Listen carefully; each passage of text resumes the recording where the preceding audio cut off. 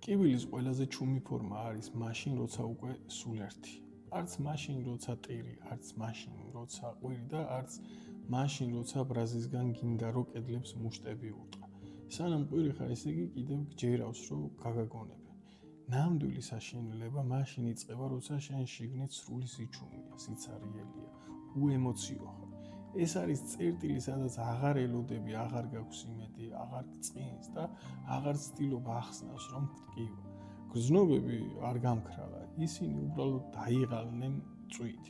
და ამ დროს უკვე აღარ აქვს მნიშვნელობა, ვინ არის მართალი და ვინ არის დამნაშავე. ის უნდა უთხრა, რომ ზედმეტად ბევრი აიტანე. ან რა აზრი აქვს სიტყვებს, როცა შენს შიგნით ყველაფერი ნაცრად აქცეული.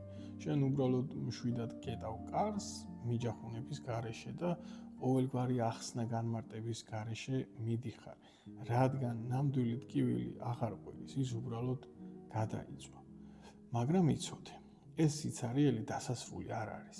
ეს არის წერტილი, სადაც შენმა, სხეულმა და გონებამ უარი თქვა იმაზე, რაც განადგურებდა.